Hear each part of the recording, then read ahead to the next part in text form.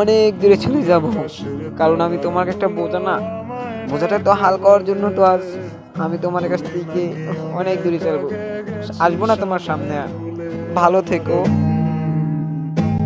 আমার মনটা করে চুরি, বুকে মারলে বিষের ছুরি, কোথায় গিয়ে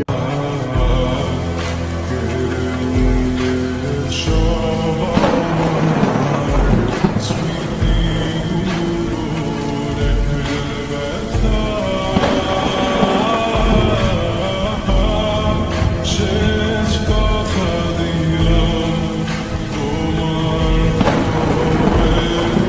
থাকবো না আমি।